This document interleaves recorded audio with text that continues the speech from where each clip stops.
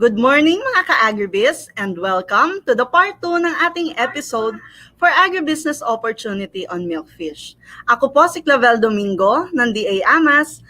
Mga ka-agribiz, halinang manood, matuto at magsimulang magnegosyo gamit ang mga kaalamang mula sa KADIWA Agribiz webinar, Talakayang Ani, Magandang Kita.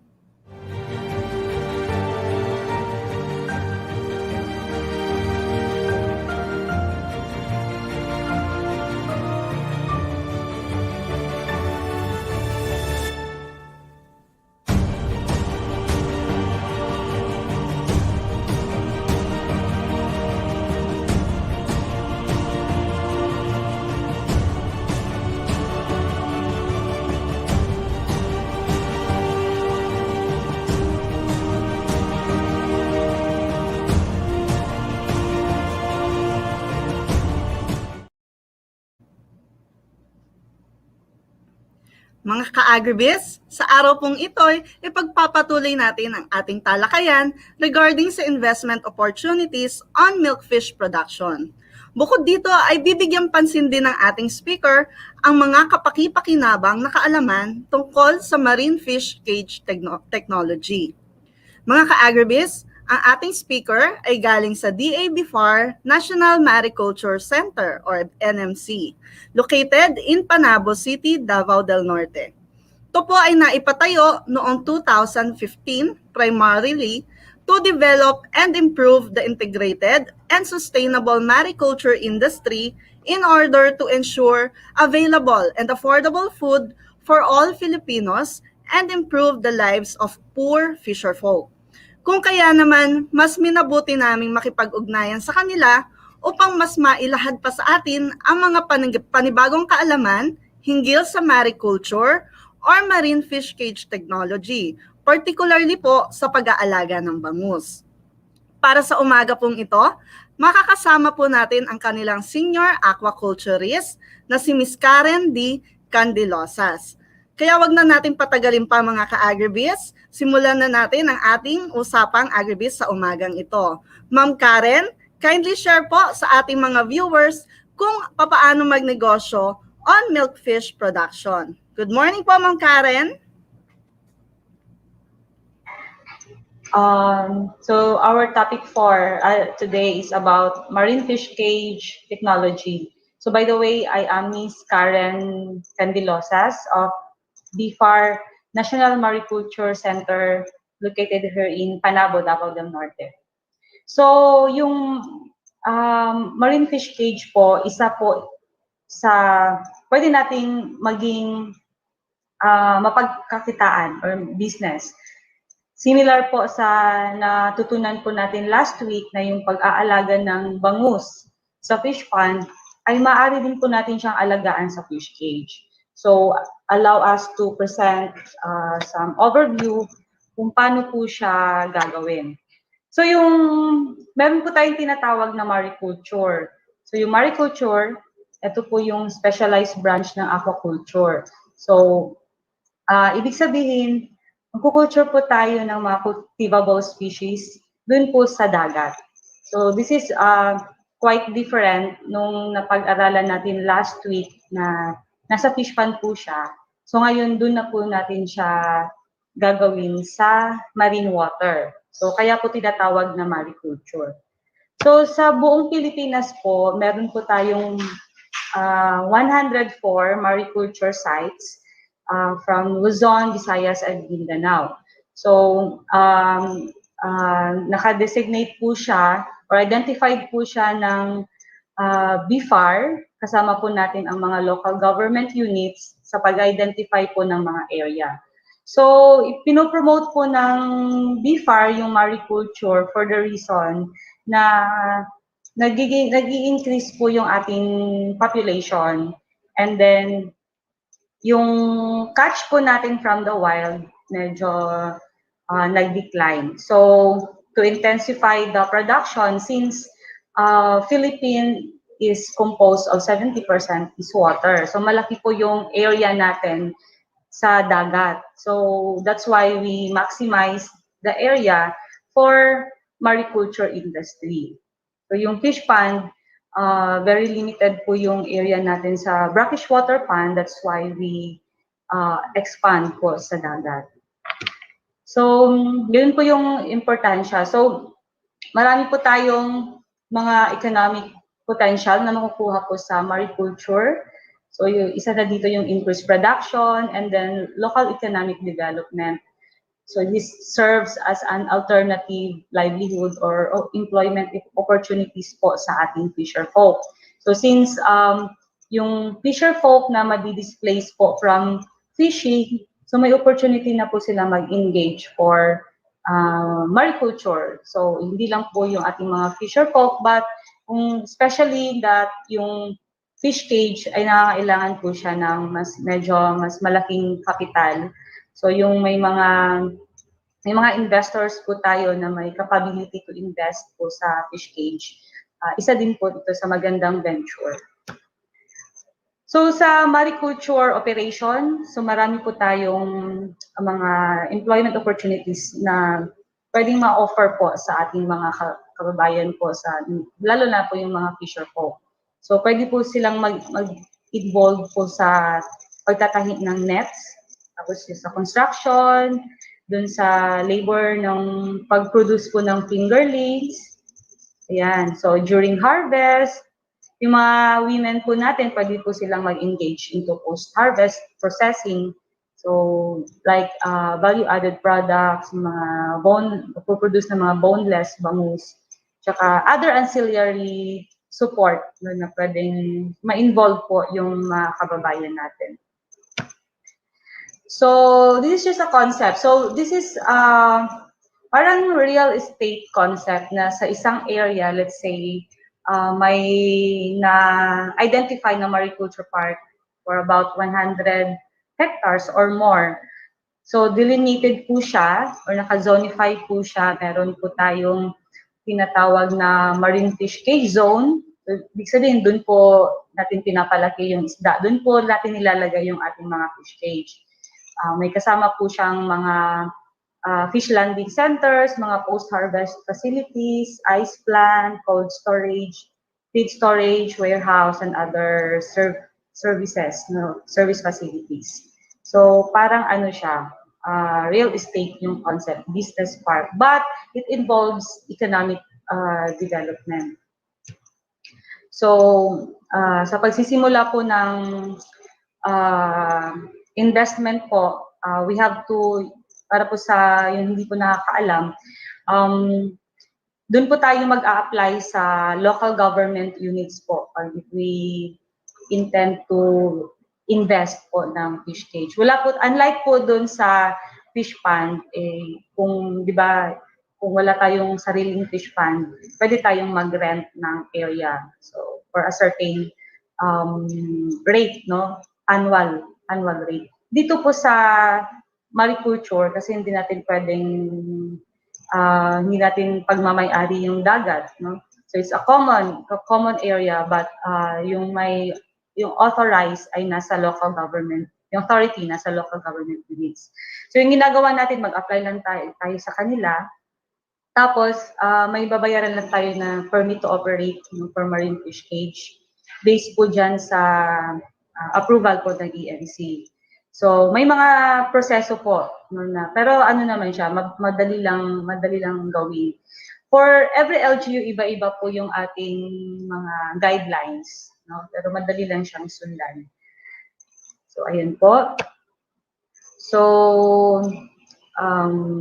yung maraming mga feature gaya na nasabi ko kanina. Tapos may mga investment category siya, no, marginalized, kung fisher folk ka, may small, medium, large scale investors or big players. So naka-zonify siya. Yung mga areas na naka-subdivide na siya. Parang subdivision na may mga allocated area na. Like for example, nabilong tayo sa marginalized, yung ating mga fisher folk, dun po tayo sa certain area na yun. So depende po sa assignment na gagawin ng ating local government units. So, minimal po yung rental. Like, for example, dito sa Panabo, yung isang 10 by 10 ay nasa 1,100 pesos yung rental. Or hindi naman tawag is permit to operate na tinatawag natin. So that's annual, no? So very minimal. Unlike sa fish pond, now we have per hectare, siguro ngayon nasa 25 to 35 pesos yung per hectare na rental rate. No? Depende po sa location. So, minimal yung rental sa fish cage, tapos may protection and security provided by the LGU, yung BFAR, tapos may mga technical support. So, same pa rin po sa fish pond, may mga technical support, hindi po tayo natatanggap. So, yan, may mga financial assistance, marketing assistance, availability ng feeds, fingerlings, manpower pool. So, yung secured po. Though malaki mataas yung risk sa fish cage, pero medyo secured siya kasi marami pong mga agencies involved. Yan, so sino po yung pwedeng makapag-invest, no? Yung mga investors, mga corporations, pwede yung cooperative, pwede yung individual. So yan yung categorization po, depende po sa capitalization natin. So eto po, marami po tayong different types of fish cage. So yung fish cage, depende po sa gagawin natin na kung gaano kalaki. So this is just a net enclosure. So merong square, na dito sa, very common dito sa atin is 10 by 10. Meron din po tayong circular. So may, depende po sa area. So may 10 by 10, may 5 by 5. Tapos, ayan, ito po yung circular. So may fixed, may floating, meron din pong submersible. So si submersible, this is very common in areas like yung laging binibisita ng bagyo, no? Yung, like in Region 8, no? Maraming mga submersible cages doon, no? Sa HDPE. So yung ginagawa kapag may bagyo, dinideflate nila yung yung HDPE para mag-submerge siya. So ginagamitan siya ng compressor. So kung wala ng bagyo, ni-inflate na naman siya para mag-float. So ganun po yun. So there are two types, may fixed and tsaka floating. So yung fixed type ay dun, feasible siya for the shallow area. Pero sa deeper portion, floating cage na siya with cover. So ganito po. Okay, so ayan, bamboo type. Depende po sa materials being used. May bamboo. Meron din pong fabricated na GI pipe. So ito po yung itsura niya. And, yan. So, may PVC cubes. For example, yung mga Taiwanese technology. So, ganito po yung ginagamit nila. Meron din pong combination ng HDPE pipe na frame at saka with anahaw, no, yung catwalk. Tapos, may combination ng anahaw and bamboo. Yan. So, for high value species, ganito naman po yung itsura. Kasi sa high value, for example, lapu-lapu, kailangan nating mag-thinning regularly every 10 days, no? So, para maging manageable, yung mga maliliit na compartments yung mas feasible.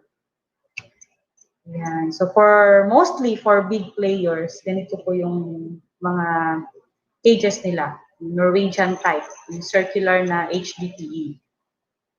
Yan. Nagmamatter din po ito yung sa diameter, kung ilang meters yung diameter. So sa isang fish cage po, for bamboo type, we will need a capital of 99,750 or roughly 100,000.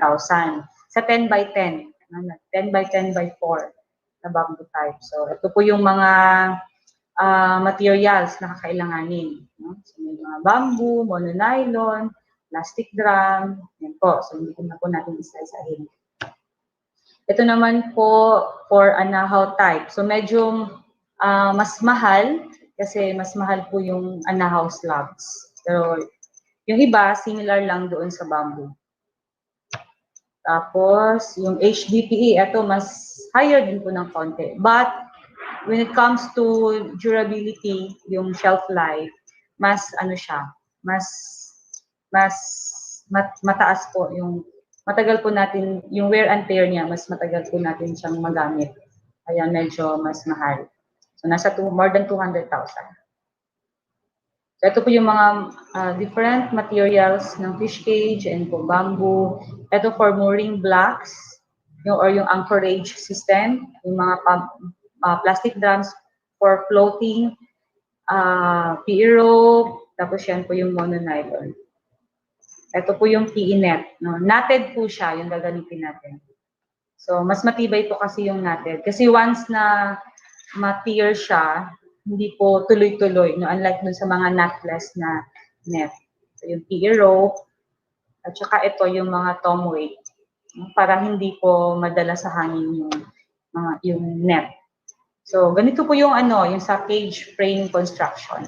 So, sa bawat area, meron po tayong tinitrain na mga fisher folk na sanay na po sa construction. So, yung mga investors, you can tap that certain group of fisher folk para sila po yung gagawa na ng fish cage units nyo. Pero for the HDPE, may mga suppliers talaga, may mga expert na gumagawa dun sa site. Yan. So, ito yung installation of drums. So, ganito na yung itsura kung ano na siya, naayos na siya. So, lumulutang na siya dun sa laot. So, ito yung for 10 by 10, we need 20 drums kasi 5 plastic drums per side. Plus 2 drums kung gagawa tayo ng cottage. So, ganito. So, importante po na meron tayong cover net, no, para hindi po lalabas sa ating cages yung bangus or kung ano yung inaalagaan natin. Plus, the small caretakers or feed storage hut. So, importante po na may storage tayo sa feeds para hindi po siya ma-expose sa init or ulan, no, kasi yan po yung nagpo-cause ng aflatoxin. So, ito yung net construction, mooring construction. So, ito yung design, no? Ito yung design ng pag-install ng cage at saka yung mooring. Tinatali siya. So, yan po. So, importante po na matibay po yung pagka-install natin. Kasi, there are experiences like hindi po siya yung mga hindi po maganda yung pagtatali or hindi po matibay or yung weight, na importante yung weight ng ating mga anchorage kasi once na darating yung malakas na hangin or bagyo, hindi po siya madaling na Kasi minsan pag natatanggal po siya, tapos didikit sa kabilang cage, yun po yung nagko-cause ng damage. Nasisira po yung net at makalabas po yung ating isda. So ito, kailangan natin ng service boat, no? Kasi yung pag-transport po ng ating feeds at saka other materials. So important consideration po ng marine fish cage project. Prior po sa establishment ng mariculture, first thing to do ng mga LGU is they submit a request request dun po sa BIFAR para po mapatingnan yung site if feasible po siya. So may mga consideration like the topography, yung location, malayo po siya sa tinatawag na source of pollution, so sheltered coastal area, free from floods, adequate water exchange. So yung salinity is from 30 to 35 ppt, and temperature. So nagkakandak po tayo ng environmental survey po sa site bago po natin i-declare yung area as mariculture area. So lahat po ng mga consideration, tinitingnan po yan. Okay? So use of appropriate and proper design of cage, the technology, at least alam natin. So bago tayo mag-invest sa fish cage, dapat alamin muna natin kung ano yung mga paano siya iraran, paano po siya ito troubleshoot kung sakaling may mga problema. So, importante, lalo-lalo na po yung ating mga caretaker. So, this is a very good venue, yung mga webinar, yung mga online training, para po talaga natin, no, malaman kung ano yung that specific technology. Kasi mahirap na yung sayang po yung investment kung hindi po natin alam kung ano yung pinapasukan natin na negosyo. So, importante din po na we have the capital. So, yan po. So, availability of good quality fingerlings and feeds. So, yung feeds po ay nasa around 80% from the total production cost. So, medyo mas malaki po yung kakainin na capital natin for the feeds.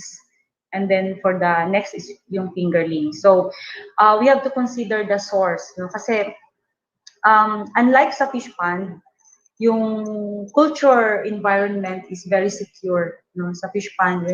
Kung i-compare natin yung pond at saka yung cage. So yung the cage is very exposed no, from the tidal waves, yung mga changes ng environment, no, yung mga parameters.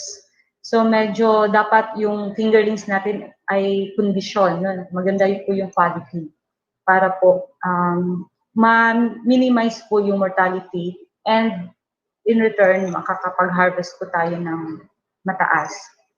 So, consider din po natin yung supply ng mga fish cage materials para po hindi po tayo mapapamahal sa, yung bawa, yung area is medyo malayo, tapos mahal masyado yung mga inputs.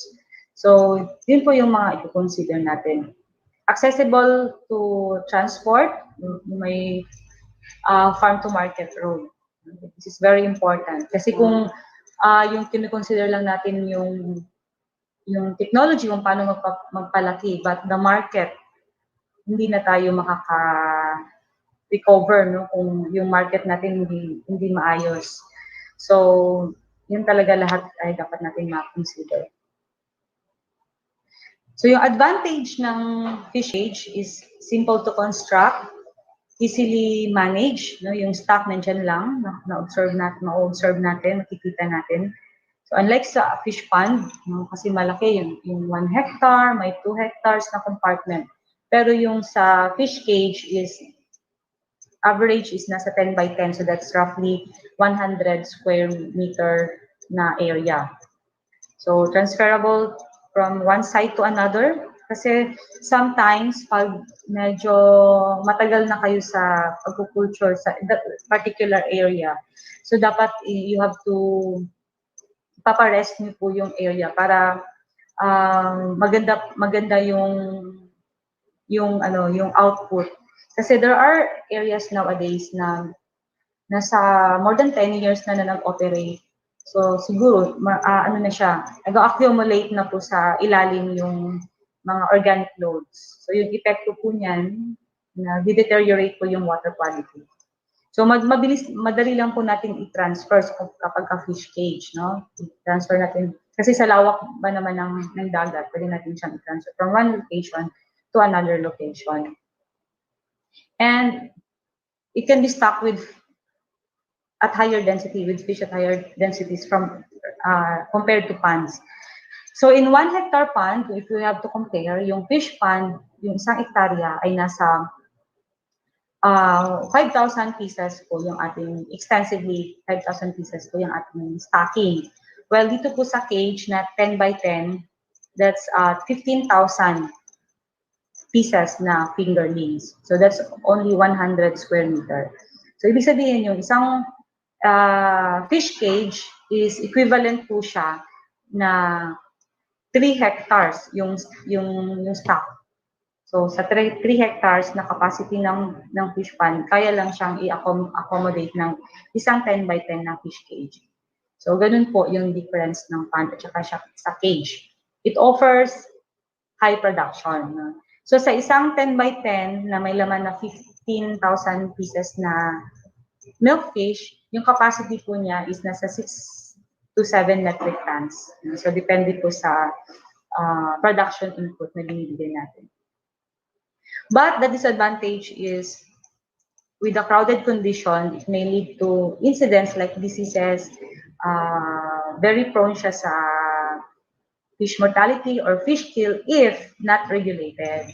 So kaya importante po sa ating local government units na mare-regulate talaga yung entrant ng mga investors. Hindi yung kung sino yung gusto na pwede lang makapag-invest. So from the start of the operation, dapat in place na yung ordinances, naka-subdivide na siya kung ilang cages lang yung kaya niyang ma-accommodate. Kasi we have to consider the carrying capacity. So, kailangan in 1 hectare na area, in most cases, 4 lang na fish cages ang kaya niyang ma-accommodate. So, if you go beyond that, so, minsan kasi, tinitingnan lang natin yung income, yung kita. But, in the long run, so we have to think long term, ano yung magiging effect ng environment no, in the long run. So, we have to consider that the carrying capacity to minimize this effect. And high feeding costs. Kasi unlike fish pond, we can grow natural food. No? May lumot, may lablab, na pwede pong pakain natin sa isda. And then, supplement lang tayo ng feeds. But in marine environment, we cannot grow lumot. No? We rely solely on commercial feeds. So that's why the cost of feeds is very high in fish cage production. And vulnerable po siya sa adverse weather condition. So, meron po tayong mga experiences na kapag dumaan yung bagyo, may mga damage talaga na mga fish cages. But we can minimize the effect, or we can protect our investment from that. So, ano yung gagawin natin? I-situate lang natin yung fish cage na stable po yung ating mga mooring lines, ang ating mooring system, para hindi po siya matangay po ng malakas na hangin. So, yun, no? Dapat, that's part of our management.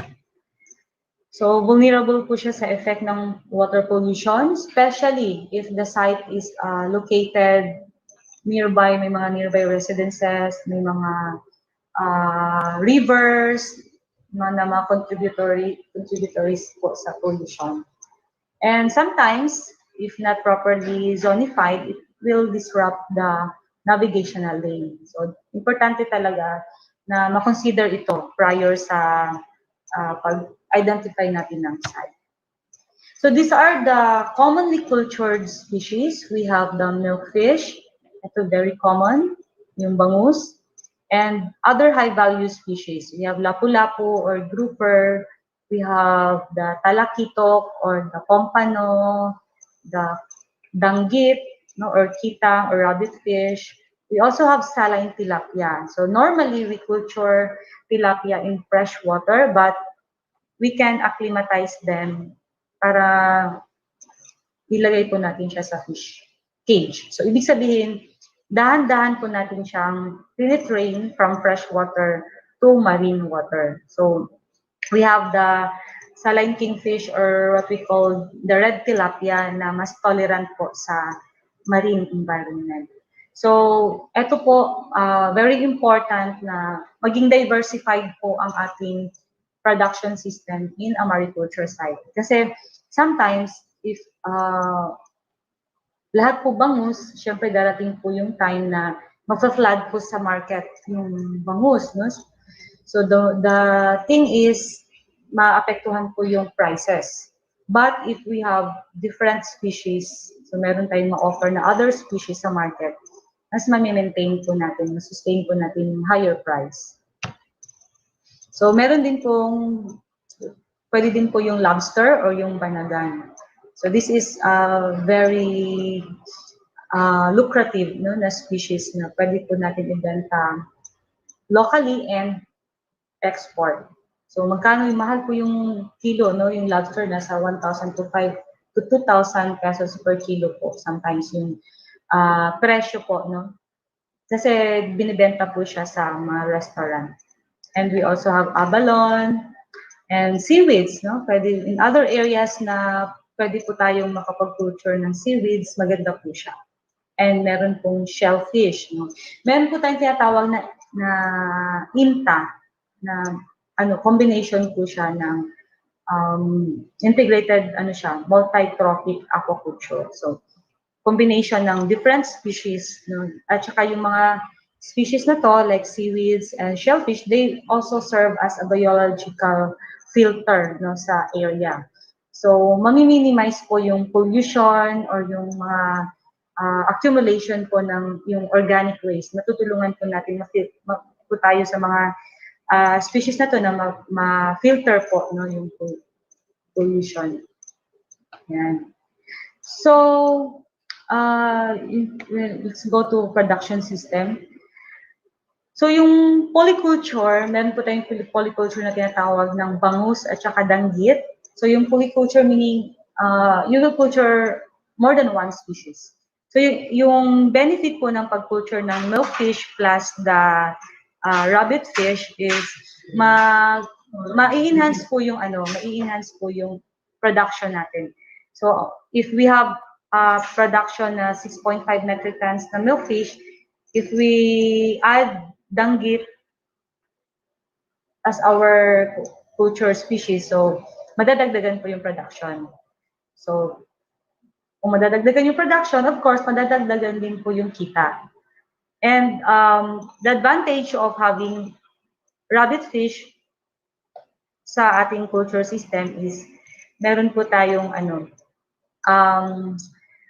yung danggit kasi kumakain ng mga grazers po sila, so lumot, similar with milkfish. So hindi po masyadong kailangan ng magdagdag ka pa ng feeds kasi yung mga lumot po na nakadikit sa net, yun po yung kinakain nila.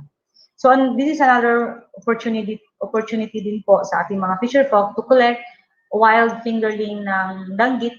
So pwede po niyang ibenta sa mga fisher folk, sa mga investors. Yan po, 3 pesos per piece po yung prevailing price po sa area. So ito po, yung mga, gaya na nabanggit ko kanina, yung importance ng polyculture. Yung danggit po, they will serve as parang janitor fish. They clean the nets such as algae or lumot. So ma-improve po yung water exchange at saka yung water quality. Kasi yung mesh size ng net o yung mata ng net, later on, no, after a month or 2 months, na minsan na ma-clog na siya kasi may mga dumidikit na mga lumot, mga barnacles, but with danggit, yun yung kinakain nila. So, parang nalilinis na yung net. So, it reduce water pollution and part na rin po ng conservation and protection ng danggit spawning ground. So, huwag po natin ikakatch yung mga maliliit na fry kasi hindi naman po siya kailangan dun sa cage. So, yung mga malalaki na. Okay? So, ayan, konting biology ng milkfish. Though, hindi na po siya natin i-dwell yung lecture natin dito. But yung milkfish is from eggs, dun, di ba yung mga fry, dun po siya nakokollect sa estuary. So, tapos nung nagiging adult na sila, dahan-dahan na rin po silang bumabalik sa dagat. So, kaya po pag mag-culture po tayo ng milkfish, yung fingerling requirement po natin o yung tinatawag natin na garungan is kinukulture natin sa brackish water pond.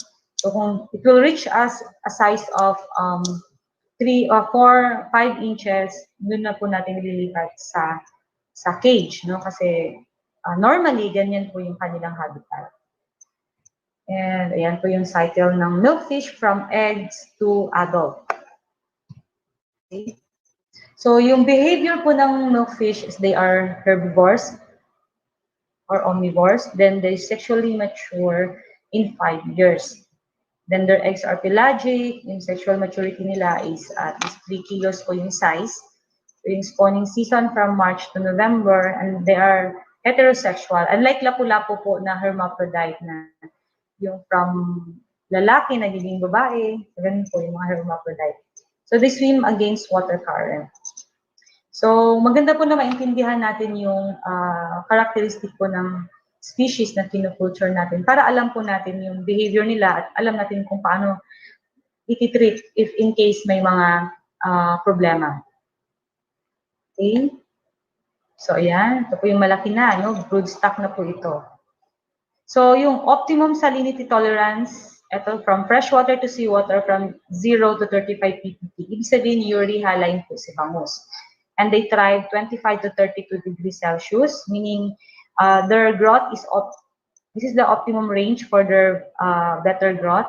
So, ibig sabihin, if the temperature drops, from 24 to even lower, ibig sabihin, hindi na po maganda sa growth ng isda. And if more than 32 degrees Celsius, hindi na din po siya maganda. So, ito po yung optimum range. So, ibig sabihin kung malamig ang panahon, mabagal po yung growth. Even other species, kasi mahina po yung kain ng isda niyan. Dissolved oxygen is from 4 to 5 ppm. Range po ng pH na requirement niya is from 6.5 to 8.5.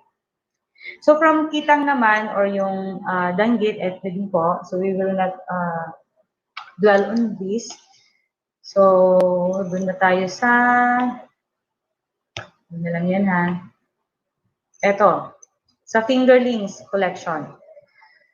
So yung fingerlings, ito po yung size, ito yung good size ng fingerlings na kinukulture natin sa cage. Nasa 5 to 6 inches. So from fish pond, dinadala po natin siya sa conditioning cage. So, ano po yung advantage kung meron tayong conditioning cage? Hindi po directly na nilalagay natin siya sa grow out cage. So dito, makukondisyon natin siya ng maayos. Kapag direct po siya na nilagay sa grow out cage, dun po nagsisimula yung mortality. So, dito pa lang, inaalis na natin yung mga unhealthy na fingerlings. Hindi na po natin siya isama doon sa for grow out. Kasi, you can imagine, in one unit na 10 by 10, yung investment natin is nasa 90,000 pesos. So, kung hindi po maganda yung quality ng fingerlings, talo na tayo or talo na yung mga investors. So, we have to select a quality source po ng ating fingerlings. So, yung stocking must be done early morning, para maiwasan po natin yung stress. So, yan. Yan po yung ginagawa. So, kung titingnan natin, ito yung itsura ng mga quality fingerlings. They swim in school. So, ibig sabihin, kung nasan yung isa, nandun lahat, sumusunod sila. But if they are not yet conditioned, ganito po yung itsura nila. Kalat po sila, yung sa cage, kalat po sila. Tapos yung iba, maitim pa po yung dorsal part ng isda. Ito po, itim po siya. Ibig sabihin nito, they are grasping with oxygen. So, hindi po maganda yung kanilang quality. And may mga, ito din, may mga sugat, may mga patches. So, ibig sabihin, hindi din po maganda yung quality ng fingerlings niyan. So, if we are the investor, we have to select yung mga silvery color na, tapos no abnormalities, yung scales are intact. Tapos kapag nag-feed po tayo, they respond well. Makain talaga sila. Okay? Tapos uniform yung sizes. So for feeds, eto, dalawa po yung feeds natin. Yung mga commercial feeds, merong extruded, meron din po yung pelletized. So yung extruded, yung pelletized lang, yung extruded, kasi kino-compact talaga niya. So the extruded one, hindi po siya madaling madurog, hindi po siya madaling ma-disintegrate po sa tubig. So meaning they are environment friendly. Okay, so we have to choose a quality feeds. So, yung growth po ng bangus, ayan po. So, kung maganda po yung feeds natin, ibig sabihin, maganda po yung growth ng ating milkfish. So, yung average po na 2 to 3 grams per day, yan po yung normal daily growth.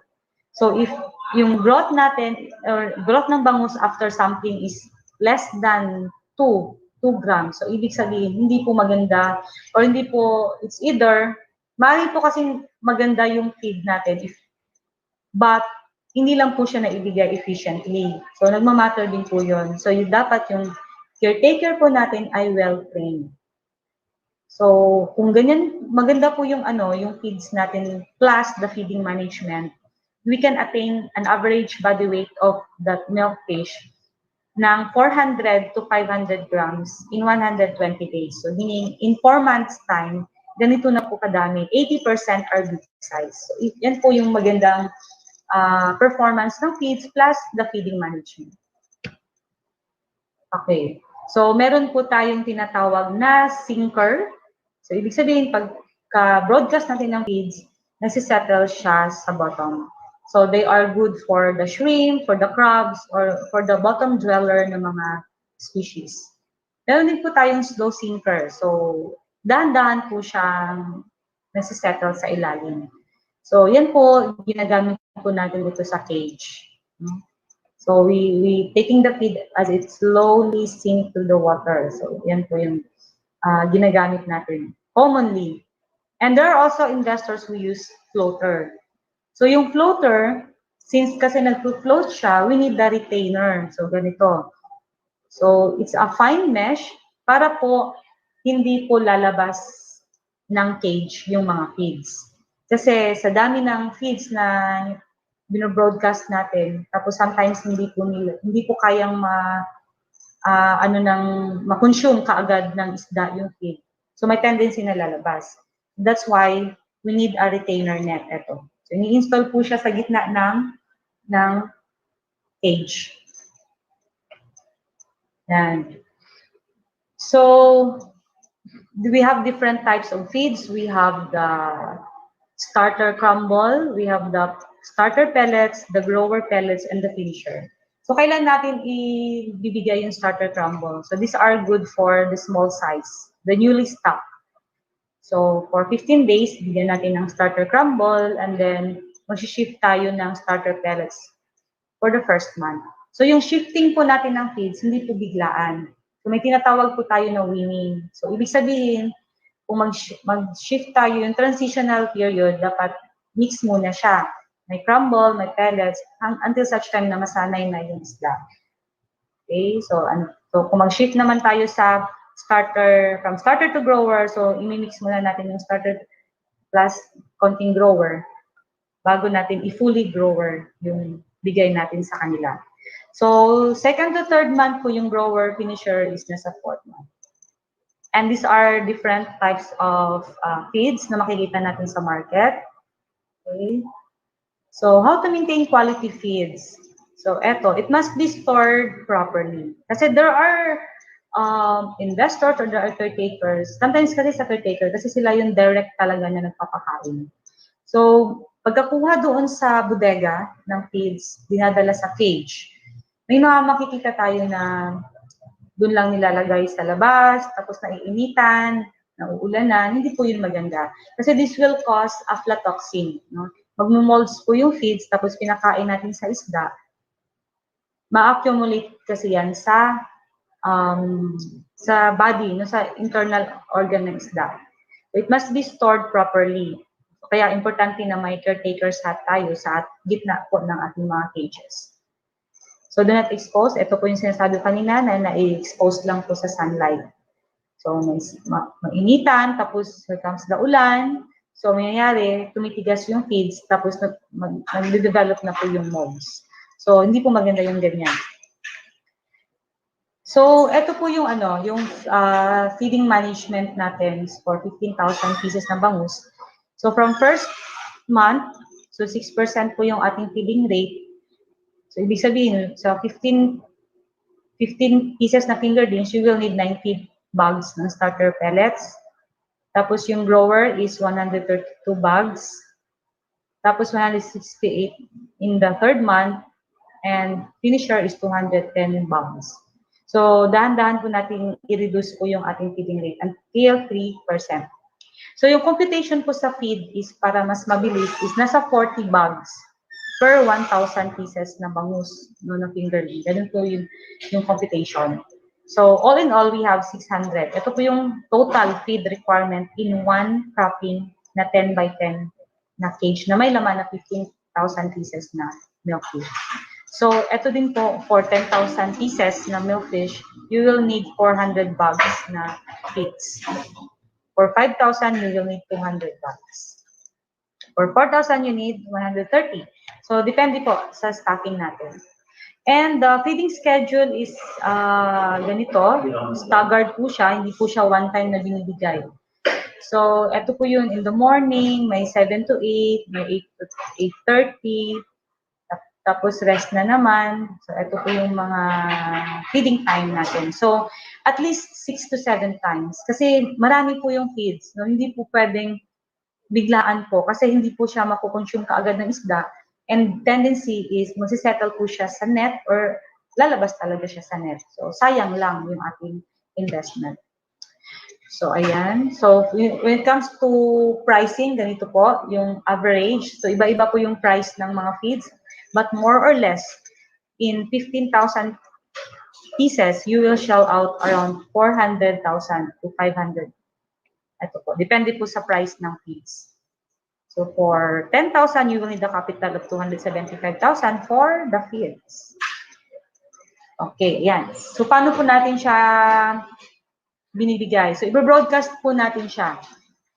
Dahan-dahan po na i-broadcast and then see to it na ano po siya, yung direction po ng hangin, dun po natin siya i-broadcast.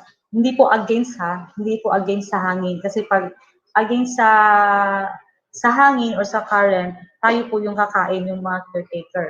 So dapat kung nasan yung direction, dun po tayo hahagis. Yan, broadcast. So, through hand feeding, ganyan po. So, consider the flow of current during the feeding as well as the wind direction. Ito po yung sinasabi ko. So, bawal po yung ganito. Hindi po siya advisable kasi hindi po nakakain lahat. So, mas maganda po na i-ano po natin, i-distribute talaga. So, ganito. Nasa gitna tayo, tapos distribute sa lahat. Ayan. So, ito naman po yung sa malakihan.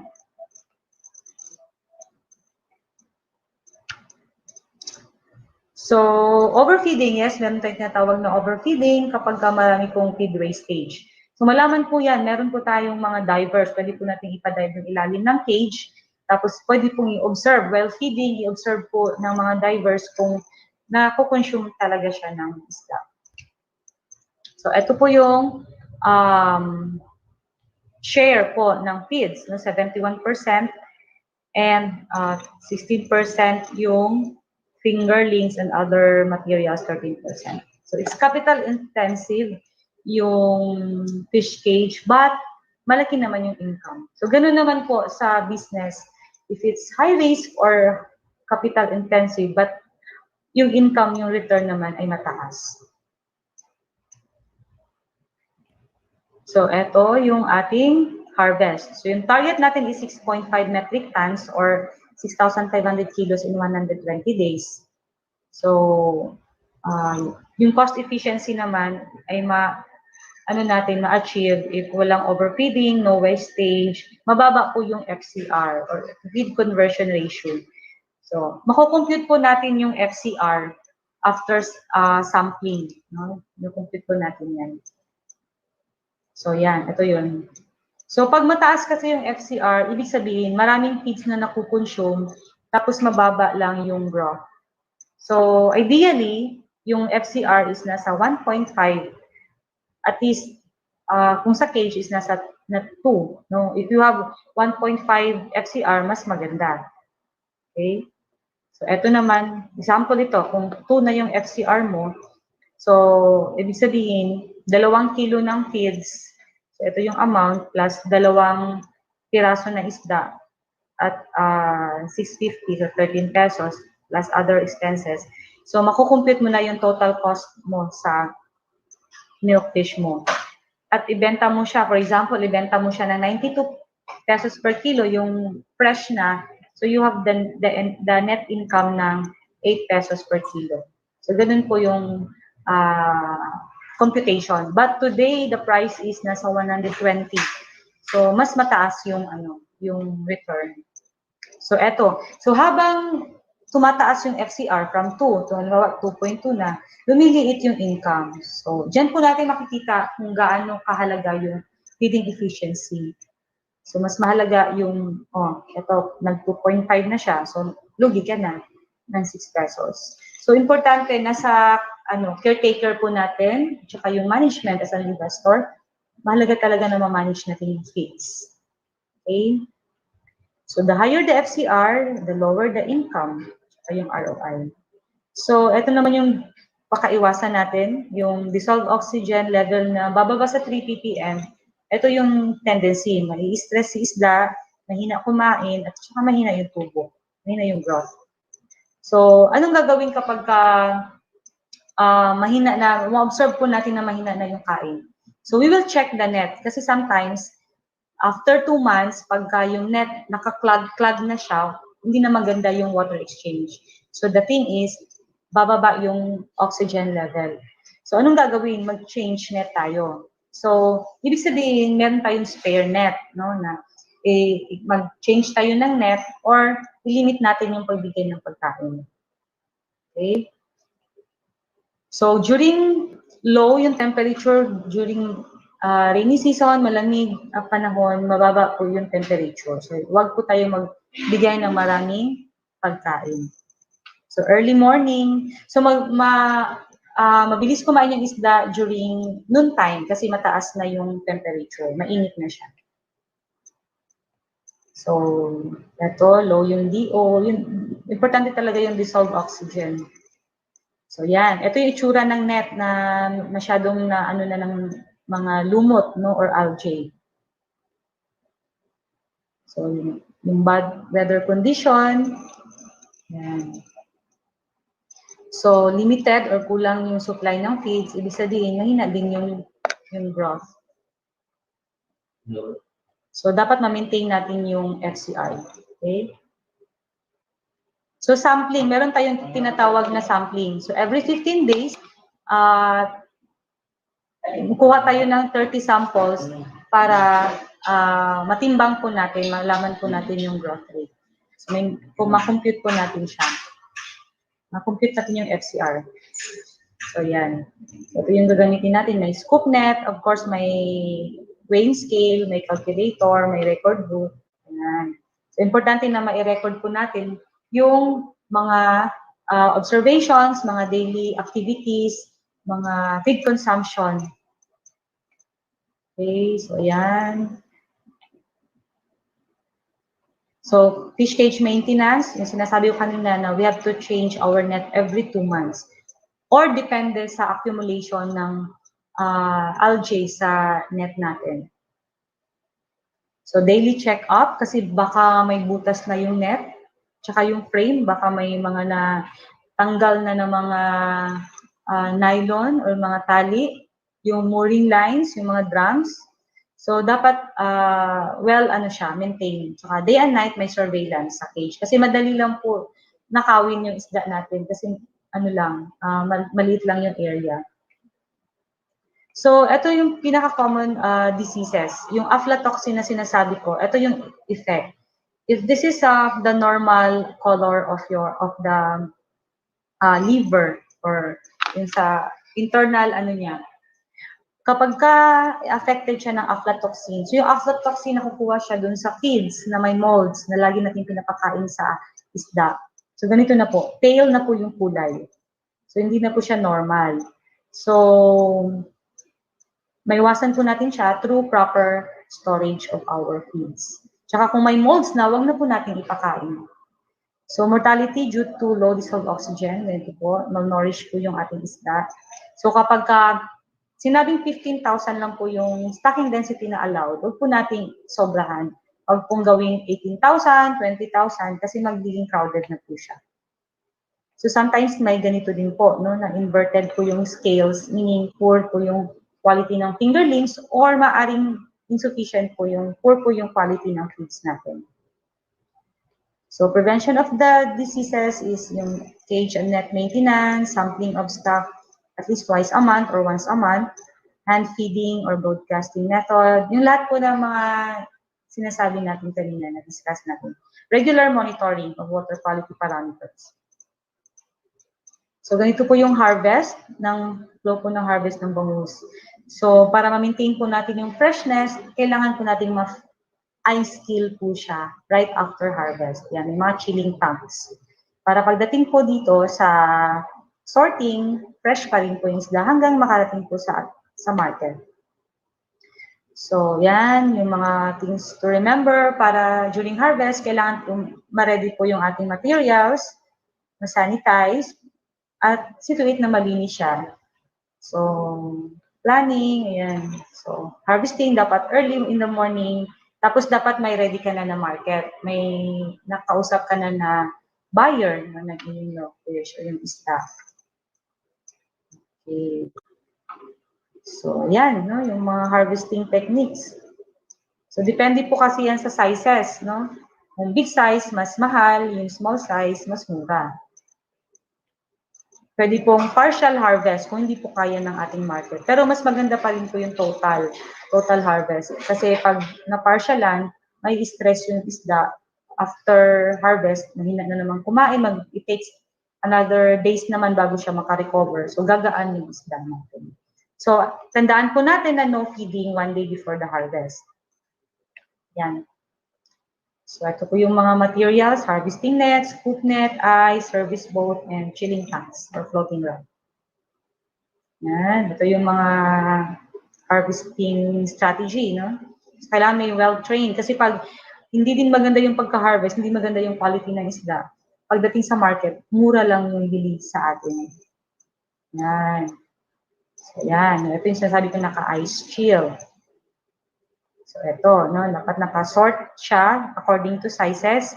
May 4:1, 3:1, 5:2, or 2:1. Ibig sabihin, 2 piraso sa 1 kilo. So, yan. So, ma-maintain talaga dapat yung freshness ng isda. For food safety reason, at saka for higher price. Okay? Yan. So, ito po yung mga sample po ng ating production plan or ROI po, level po ng ating production system. So, may tinatawag tayo na peak season at saka lean month. So, ibig sabihin sa peak season, yung mataas yung presyo po ng ating isda. At saka, ito, for example, ito, the ROI is 11.8%. So, we have the net income of 63,767. Or more than that, no? Dito may mga investors na nakakakuha ng 100,000 or more than 100,000 na net income. So, pagka maganda po yung pag-manage po. So, the lean months naman, may time talaga. Hindi naman sa business kasi, hindi naman palaging mataas yung presyo. No? May lean months, may peak season. But if you have to, peso cost averaging, kung titingnan natin, gaining pa rin yung business. But hindi talaga siya all the time na mataas. So that's why mahalaga po yung proper planning, proper financial management po dito sa pag-aalaga po ng bangus. Kasi sometimes, nadadivert po natin yung ating mga income. So darating yung lean season, wala na tayong ang gamitin na capital. So, easy to it na para din po sa mga first-timer po na nag-invest. Sometimes din po, yung mga fish talk, tinuturuan po natin sa proper financial management para po hindi po ma-divert po yung income nila. Okay? So, ayan. So, ito naman po, nasa 16.28% yung kanyang ROI. Ayan, dito. So, dito po, may caretaker salary, labor, dyan lahat na po. So, yung net income, ito, net income niya ay 106,624. This is during the peak season. So, ito, yung lean season, 16,000 lang yung kanyang income. Yan. So, yan po may mga samples po tayo.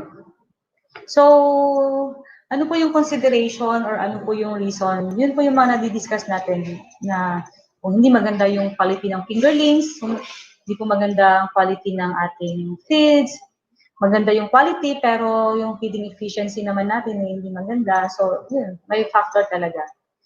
So, yun po yung ating pag-aalaga po ng isda sa marine fish cage. And I hope marami po tayong natutunan.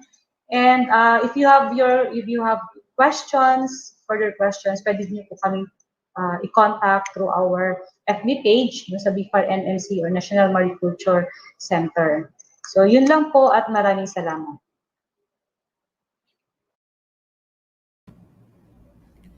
Okay. Ayan.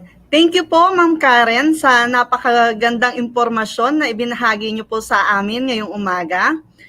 We will be proceeding po with our question and answer portion. But before that, paalala lamang po, upang makakuha po ng e-certificate para sa episode na ito, kailangan po na kayo ay nakapag-register at nakapagpatala sa ating online attendance sheet. Nakapin po yan sa ating comment section.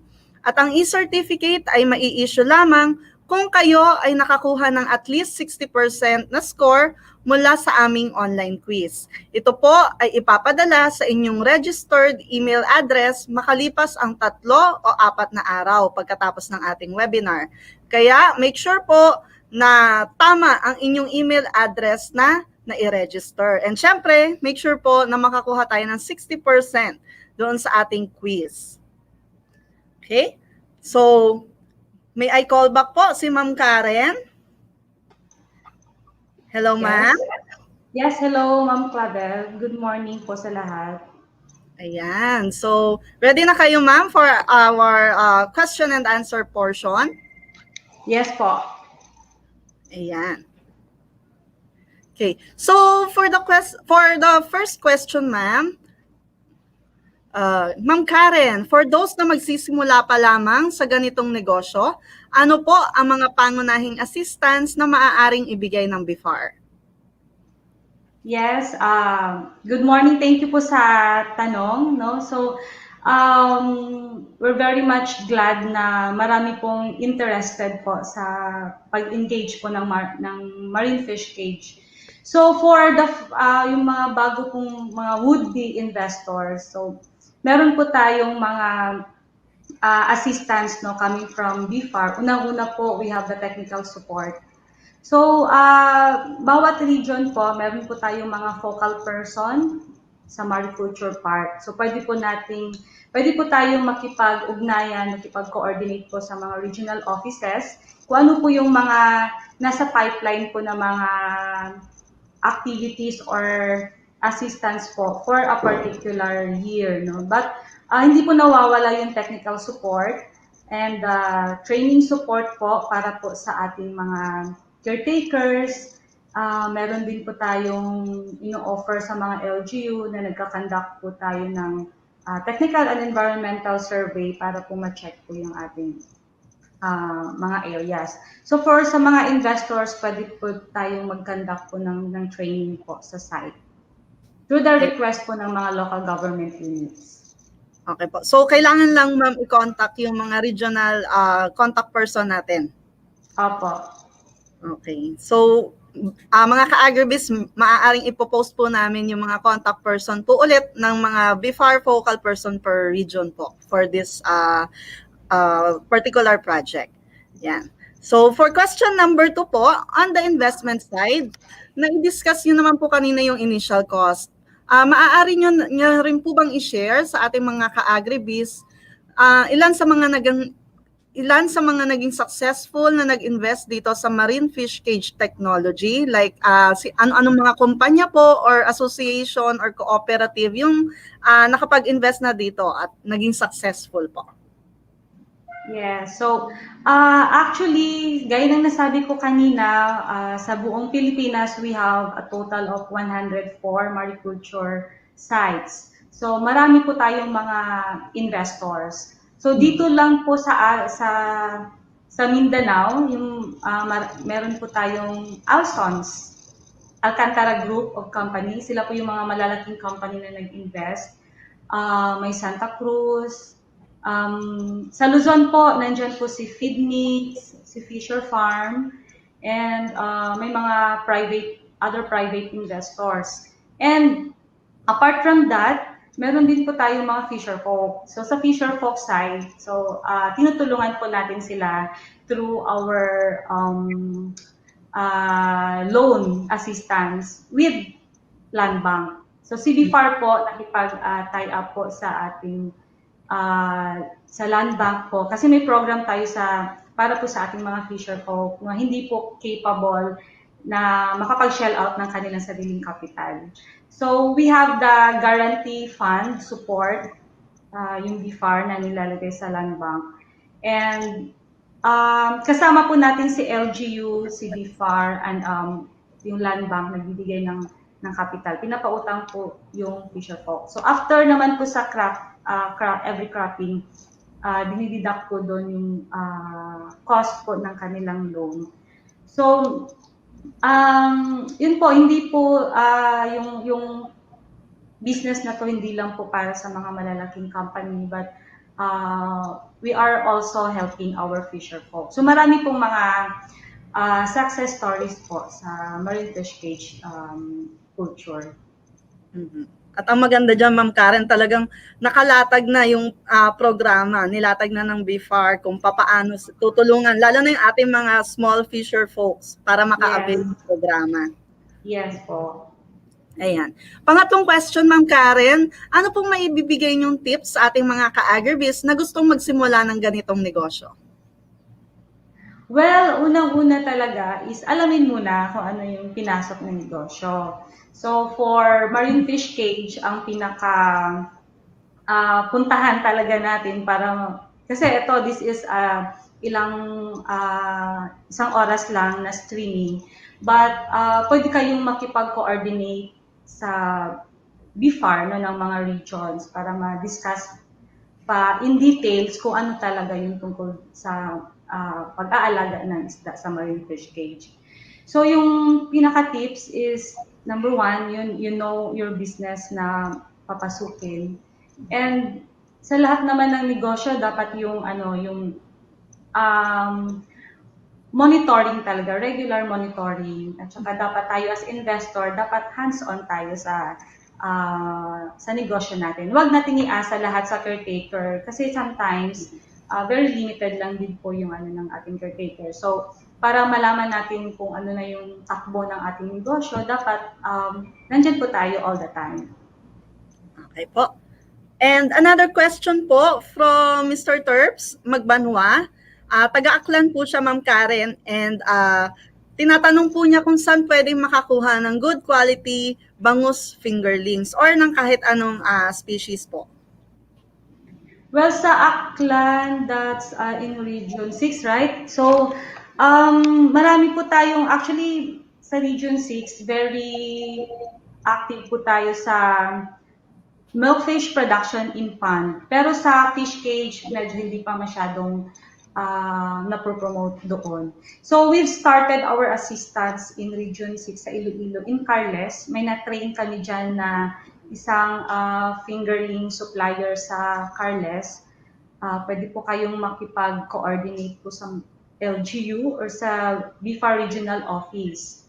So, yun lang po yung natin. Every time may question tayo kasi area specific po siya. Sometimes may mga detalye na hindi na po namin na monitor. But the regional office, yung mga focal person natin doon, yung mga counterparts natin from the regions, sila po yung mas may nakakaalam po na mga ganun po na mga detalye.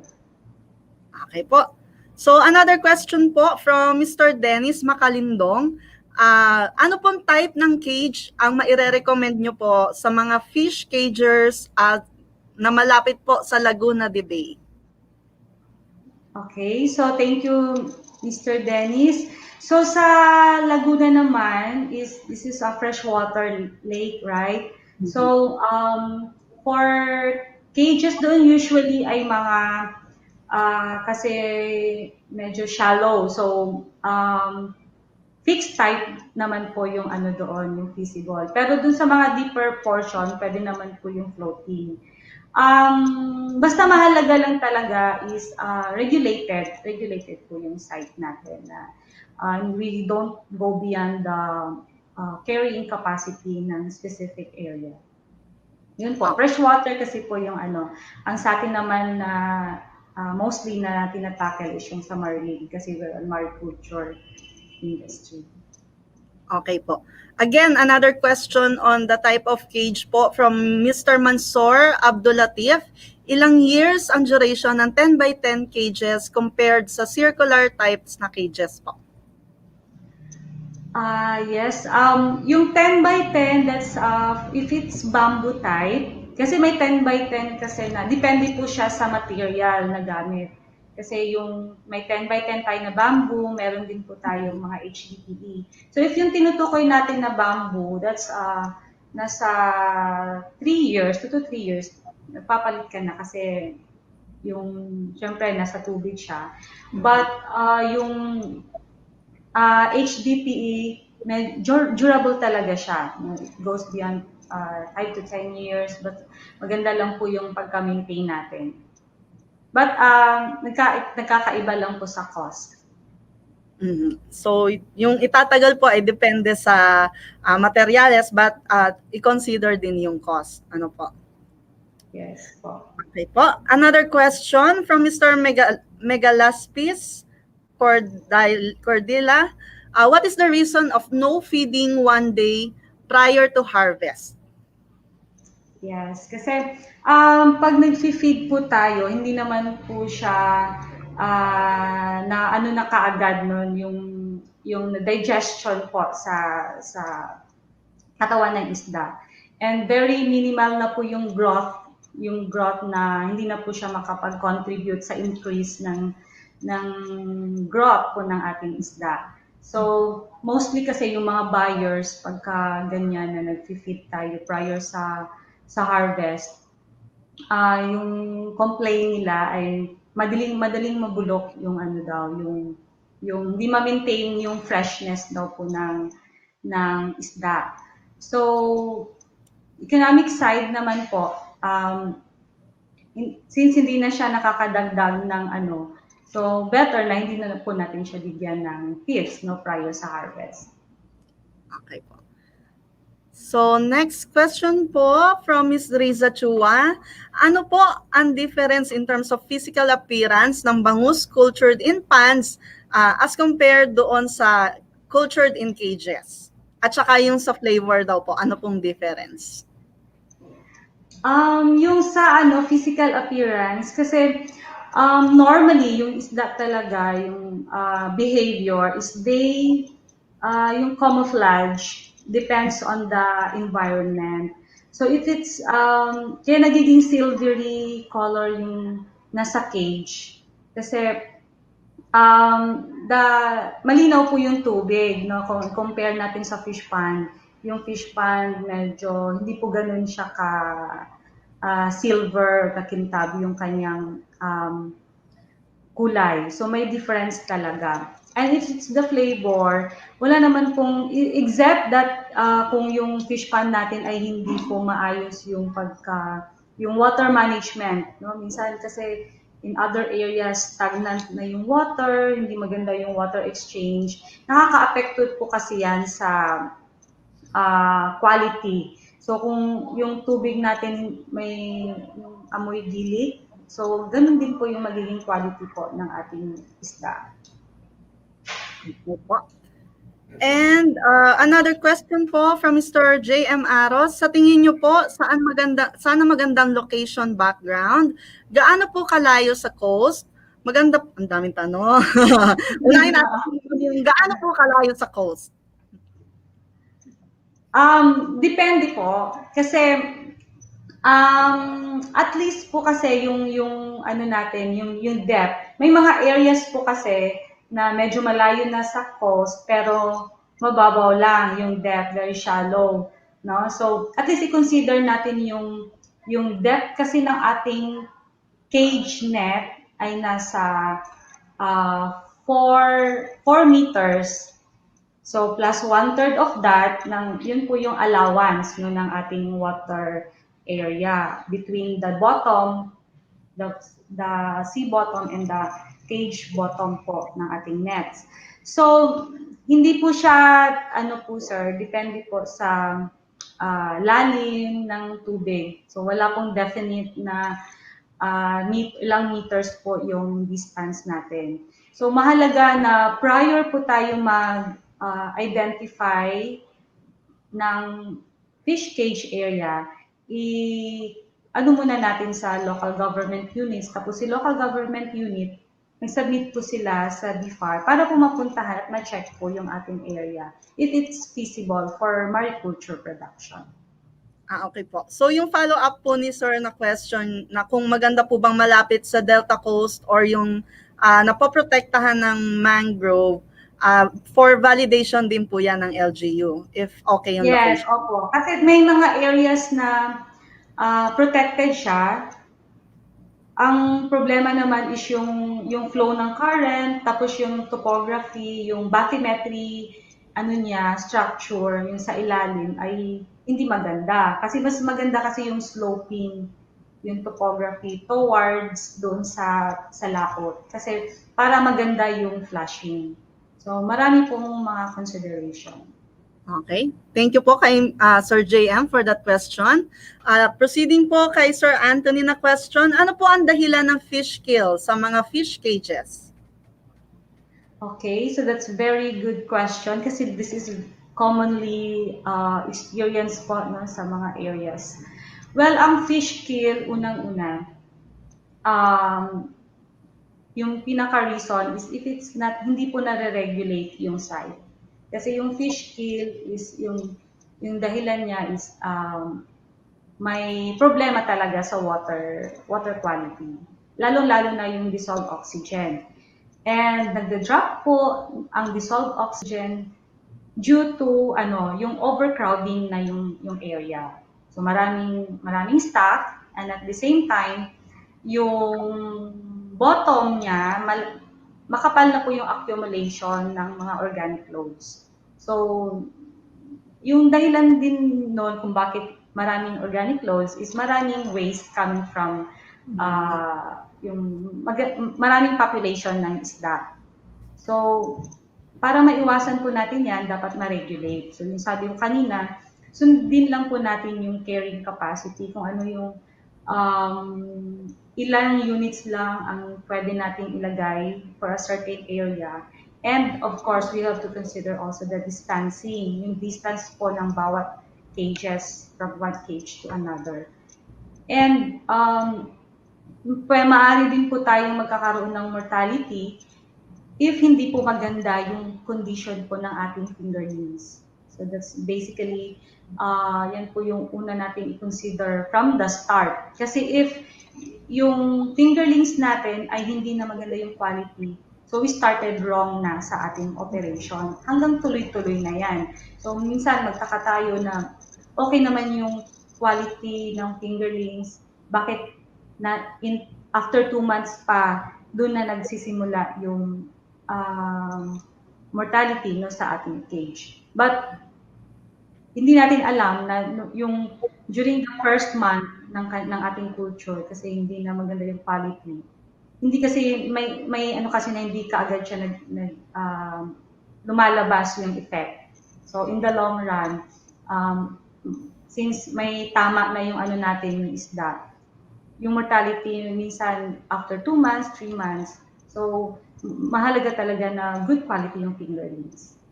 Okay po. So hindi lang yan ma'am for cage but also true for pond setting. Fish pond, yes, lahat po.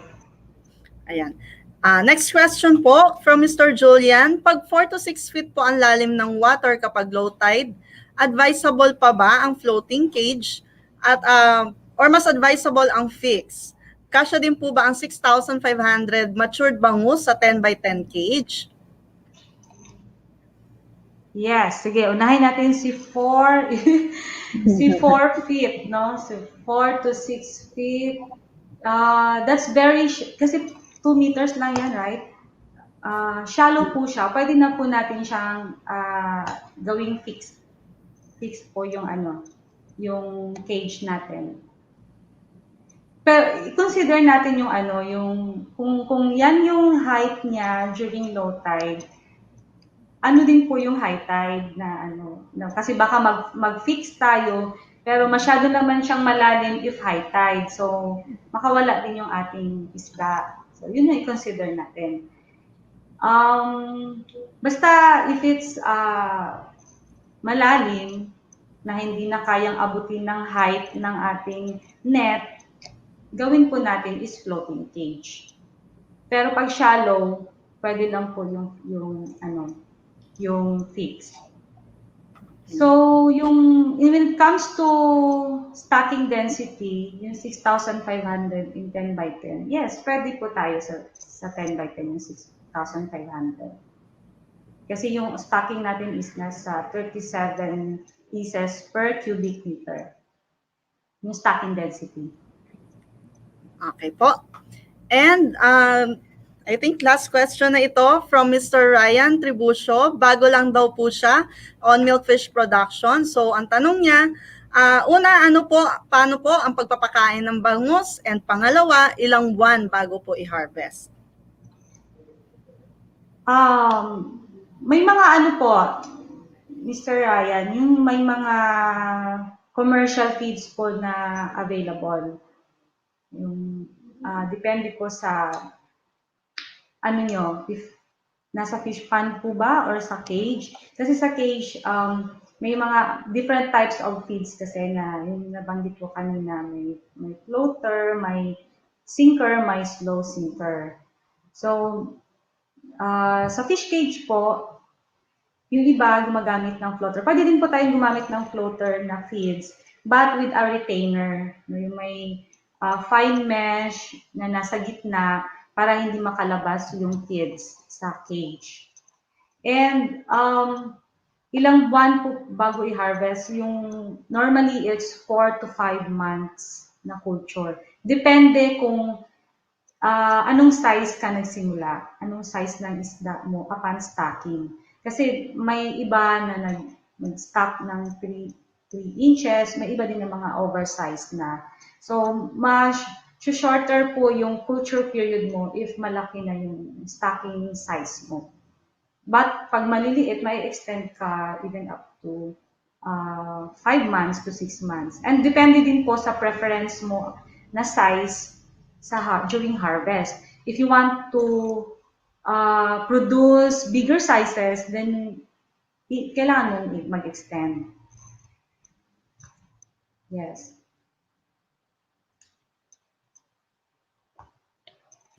Ayan. So yung last po is not actually a question but a comment ng ating isa sa mga viewer from Mr. Mark Andrew Briones Cano. Sabi po niya, nagpapasalamat po siya kay Ma'am Karen for sharing the technology on marine fish cages. Ang dami niya daw po natutunan at mas napalawak pa ang kanyang kaalaman sa bangus fish cages. Ma-apply niya po ito sa kanyang project ng with DA Saad. So isa din po yan sa mga programa ng Department of Agriculture sa Sukhan, Bagamanok, Catanduanes. So nagpapasalamat po siya sa inyo, ma'am. Thank you din, sir, for Thank you very much. Viewing. Ayan. So wala na po tayong question. Siguro po bago tayo magtapos, hingi lang kami sa inyo, Ma'am Karen, ng concluding statement po tungkol dito sa ating milkfish production on a cage setting po. Yes. Una-una, thank you so much po sa ating DA Amas for having us for this opportunity na ma-promote po natin yung mariculture production.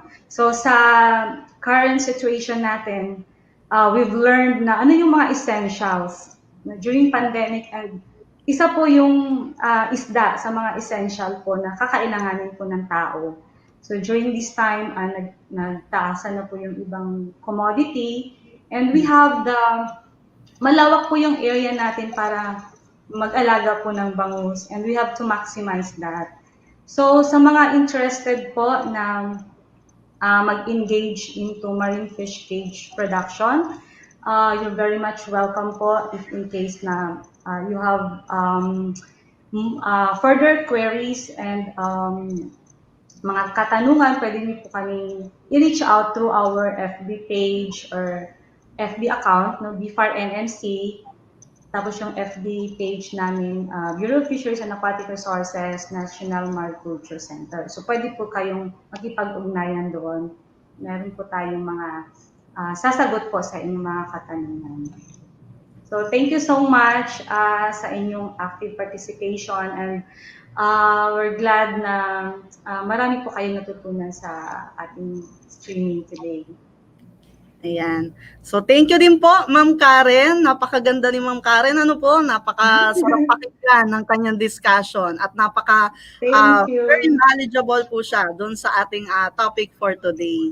Yan. So, thank you po ulit, Ma'am Karen, for allowing us na maging bisita kayo for today and for sharing your knowledge sa ating mga ka-agribiz. Thank you so much.